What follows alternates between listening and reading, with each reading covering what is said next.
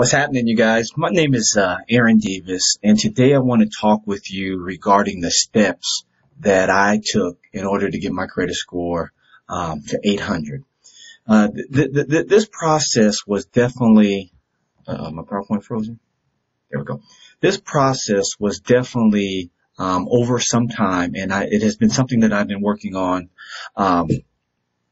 very strategically and very purposely. And so I just want to share with you some of the things and some of the things that I did, some of the things that I learned, and what really gave me the biggest boost throughout this last 12 to 18 months, I would say. If you could, please subscribe to the channel. Please give me a thumbs up if you like the information that you hear. And if you know anyone that is looking to increase their credit score, please pass this video on to those. So I'm going to take you through 5 steps that really kind of take you step by step as to what you can do today in order to start moving your credit in the right direction. Now, I do know that there is a lot of videos out there on increase your credit score in 30 days, things of that nature. This process is not that. This process is over time. This process is doing things that create good behaviors that allow you to be successful for the long term. And so at the very end, if you are a business owner and looking to get business credit, I am also going to be sharing a quick little snippet. So stay tuned to the end to hear about that. So, some additional information. If you don't know, there are 3 credit bureaus: Equifax, Experian, and TransUnion. These are their 1-800 numbers, information. If you have disputes about your credit, things of that nature, you can give them a call, send them your dispute via mail, and they can help you regarding any issues that you might have with one of the bureaus. The other thing, and I'm right in the way of this, let me move myself over. The other thing is I wanted to give you a quick slide on how credit is broken down if you're not familiar. The majority of your credit is broken up or is based off of your payment history, whether or not you make on-time payments. If you make on-time payments, that is going to serve as 35% of your credit. The next thing is the amount that you owe, so in other words, known as your utilization. Your length of credit, what is your average years of credit, credit increase, and then the number of counts that you have. And it is broken down by these basic percentages. There we go. Okay, I'm just all over the place. Let me bounce back over here to this side. So the first thing that one needs to do is they need to review their current credit score. So you can go to Credit Karma, Experian, AnnualCredit.com. AnnualCredit.com provides you one free credit report every 12 months where you get your full credit breakdown, and you get the opportunity to be able to see what is on your credit, good, bad, ugly, indifferent. And so this gives you the opportunity to view that. And if you have any disputes or anything like that, that's where you can call those companies, those merchants, and try to get that reversed and or fixed. And then if those companies aren't willing to work with you, then that's where you can back up to the slide where I had TransUnion, Equifax, and Experian, and file your disputes through them. After you have done that, and after you have pretty much handled any derogatory marks on your credit, and you're satisfied with that, then you can actually kind of start switching over to your credit cards. Your credit cards do a very good job of just monitoring. They don't really give you a lot of detail, but you can see a chart, a history for the last 3 or 4 months, and just see if your credit is trending upwards, down, or moving sideways. And if any big jolts up or down, then you can go back to Credit Karma or Experian on a monthly, weekly basis and just get an idea of what is going on with your credit. So again, the first step is really just to see where you are with your credit, and that's here. I keep clicking the screen and now it doesn't move over. And look what happens again. Got to be more strategic with these PowerPoints.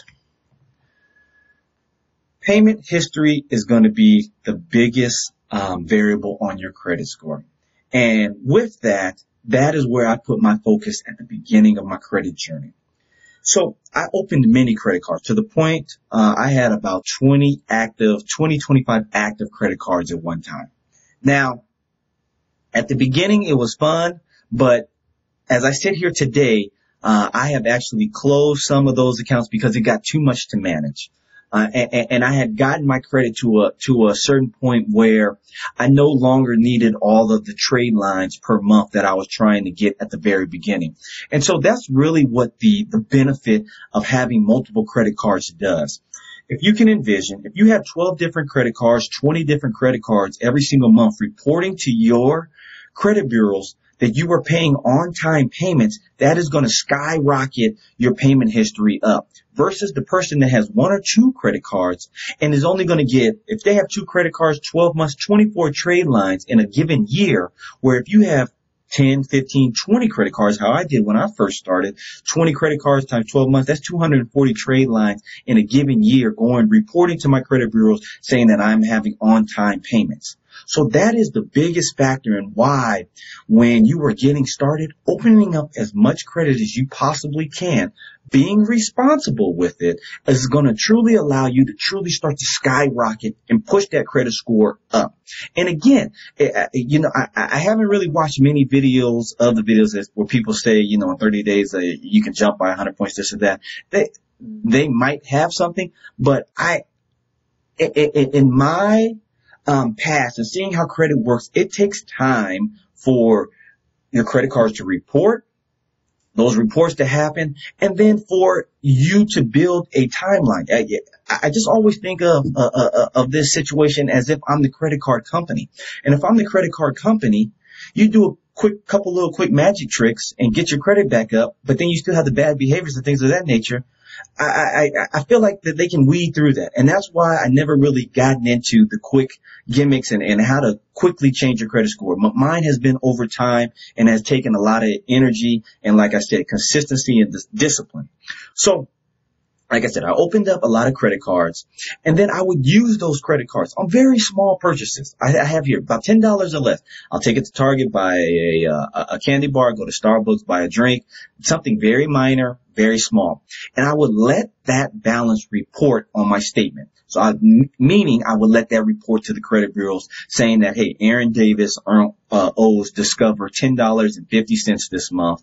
And then the following month, I will pay that statement balance completely off.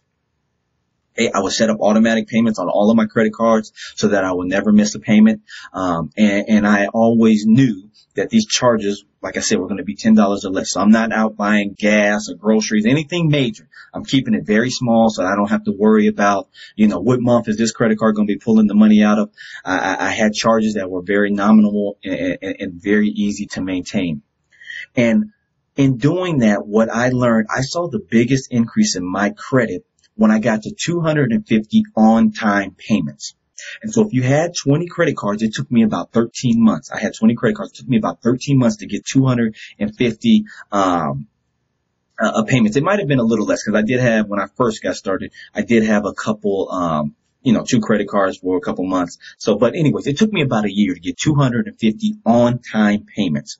After that point, your track record has been built. So now I'm approaching closer to, I believe, like 600 or so. But in the eyes of the credit bureaus, I believe that, hey, this guy has been paying 500, 600, 400. Again, your track record has been built. And so there's nothing really much more that you can do. And that is one reason why I began closing some of my credit cards, because I didn't want to have to manage that. And when I say close, I don't mean that I actually went out and closed them, but I stopped using them. And then when they become inactive for a certain amount of time, then they just close naturally on their own. And I let that happen. I have about 10 currently that I truly like via points and things of that nature. And so I keep those active and I use those on a quarterly basis now. But I did let the majority of those credit cards go because I didn't want to manage those and have to keep up with all of the payments and things of that nature. The next thing that I focused on and put emphasis on is the amount of money that I owed. And I did that via 2 different ways. One, by paying debt down. And then 2, by increasing the credit card limits. So the goal and what you want to strive towards is maintaining a utilization under 10%. that is God. You keep your utilization under 10%. You can spend as much as you want, pay off as much as you want, or as little as you want, as long as that utilization never goes over 10%. And it's truly 9%. It's truly 9%. If it goes over to 9.1, 9.5, then it puts you in a different category and the lesser green of the Credit Karma. And so you truly want to stay under 9% utilization. So yeah, I have here, I paid down, other outstanding loans. I had, a truck loan for one of my trucks for one of my company. So specialty loans, I financed some equipment, things of that nature. So began paying all of that down and getting that under control. I never at the beginning had credit card debt. I had just outstanding loans and, getting that paid off and off of my credit did two things that I'll talk about a little bit later. But again, just really trying to focus on that utilization. Depending on what credit cards you have, some credit card companies only let you do a credit increase 2 times a year, once every 6 months. And then if you have multiple credit cards within that company, Chase, Amex to be exact, they only let you do 1 credit card per 6 months. So you're going to see on a future slide here, I have about 2 credit cards in each major bank.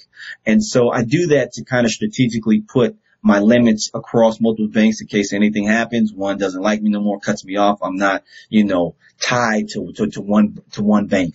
But they only allow, or again, Chase and Amex specifically only allow you to do 1 credit limit per card every 6 months. But the nice thing that they do allow you to do is transfer your credit limit. So what I mean by that, I have a Chase Sapphire and I have a Chase Freedom with Chase. At the beginning of my journey, my Chase Sapphire had the biggest limit. And so I would always call to get a credit increase on that card because, again, it had the biggest limit. And so 10% of, I believe at the time, that credit limit was like $12,000. 10% of $12,000 is a $1,200 limit increase versus my Chase Freedom card was only like $4,000. And so 10% of that was $400. The reason I use 10% is because I have kind of learned that credit card companies give you on average, a credit increase of anywhere to 10 to 50% of whatever your current limit is. And so if you can get an increase on the bigger card and then transfer that over to the smaller card in some form or fashion, then it will be nice. So at this current stage now on my Chase Sapphire and my Chase Freedom, I have pushed both of those up to, I think both have limits of $20,000 at this current moment. So that is one little trick that you can do where you can transfer the credit limits from one credit card to another credit card, and only use that one credit limit that you get per 6 months on the one card that you have the higher limit on, and focus in and really try to grow that one and then move the limit back over. So you want to have a couple strategic loans on your credit report. Now, I am not saying going out and buying something just to try to increase your credit. However, you move into a new apartment, you move into a new home, you need a new vehicle. It is not a bad idea to get a manageable loan that can help report to your credit bureaus. So, I remember when we purchased our home 6 months ago, we did these 90-day no interest payments at the furniture place up the road. And so it was no interest, pay it off in 90 days, and it was great. But it was just another way to report to my credit bureau that, for installment loans, I had a good payment history. Because again, you want good payment history across multiple different types of loans. Mortgage loans, equipment loans, car loans, even jewelers, K Jewelers, Shane Company, things of that nature. Oh, that is K. I don't know any other ones. K. But yeah, anyways, those different kind of loans just show flexibility in your ability to pay, different loans back. And so it's just nice and makes your resume, your credit report more well-rounded. So again, I'm not advertising going out and finding these loans, but if you do come up where you're purchasing a new home, you have to buy a piece of equipment for a business, you're thinking about getting engaged, you're purchasing a new car, it is not a bad idea if the terms are favorable to you and is a manageable payment that you can make and not get yourself in trouble. So step number 5, this is just some additional information and some bonus tips that I've learned over the time. Again, the majority of credit cards allow you to increase once every 6 months. This is not a bad thing. I do it in the summertime and I do it in the wintertime. I don't know why. I don't know. I don't have any actual facts on this, but I just feel that I've gotten bigger loans going into the summer. I don't know if credit card companies feel like you're about to travel, something like that. And then I've gotten bigger loans in the wintertime right around the holiday season. And again, I'm just assuming that they think that you're going to be spending that credit limit on holiday spending, and therefore they're being able to collect more interest. I have learned that the smallest credit card and the highest credit card limit have the biggest effect on your credit when you try to get new credit cards. So again, I was in this weird situation where I had a bunch of credit cards around $5,000, $6,000, and then my Sapphire card, I had gotten it up to like $16,000, and then I had one Capital One credit card at $500. And I would go open up new credit cards after that, and that $500 credit card from Capital One kept getting me lower credit card limits. And again, just trying to think as the credit card companies, I'm just assuming they're saying, hey, this company must know something about this guy. They have been with him for 3 years and they only have given him a $500 credit card limit. And so again, it is very mindful for you to try to work on your smallest cards first. If you have any smaller limits, either and I would possibly advise actually go call it in and closing it if they won't give you credit card increase, but trying to get that credit card limit increase. You're only as good as your lowest credit card limit.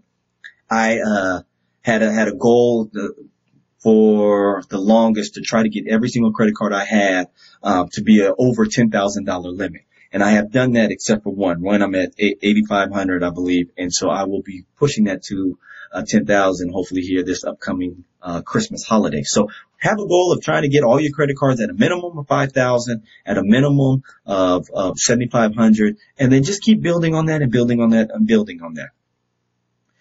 Depending on where you are in your credit journey, if you don't have any history, the best place to start is store credit cards.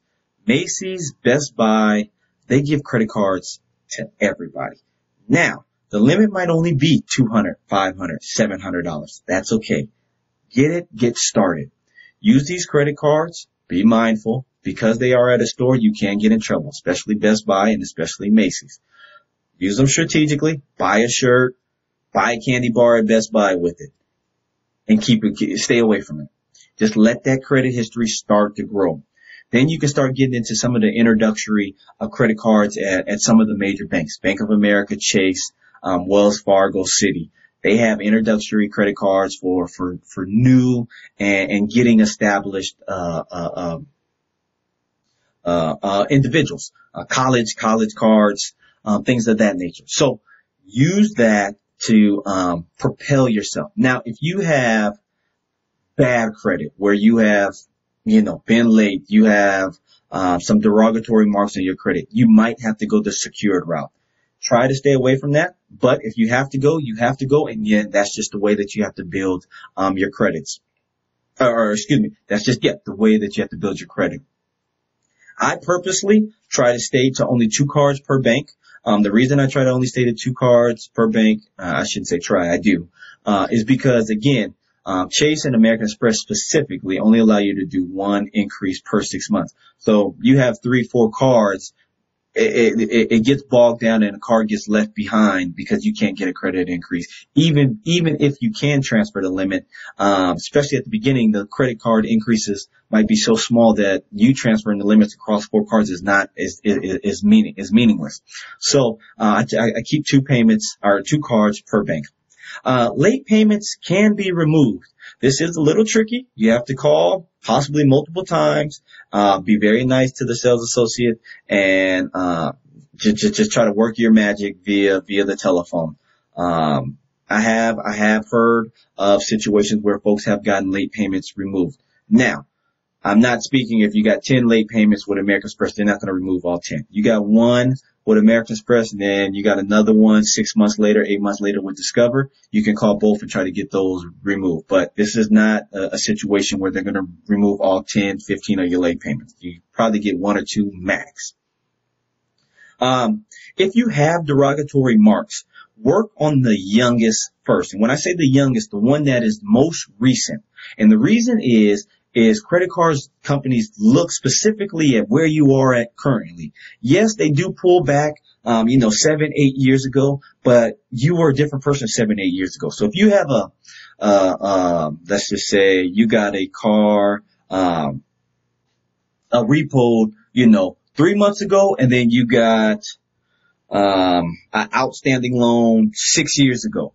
Work on the car repo and try to get that resolved, because that is going to have the biggest impact on your credit and increasing that. As things get older, especially hard inquiries is one of the greatest examples. As they get older, they start to have less effect on your credit. So there is no reason for you to go work on something that happened 6 years ago when something just happened 6 months ago. Always work on the youngest issue first and then work your way back. For balance transfers, some of your credit cards might give you balance transfers. Keep in mind that sometimes going for the higher APY, and because the higher APYs typically don't have a transaction fee versus the ones that have a transaction fee but 0%, depending on your timeline for paying them off, the higher APY might actually be better. The easiest way for you to tell is for you to take that special promotional rate that you get, divide it by 12. Okay.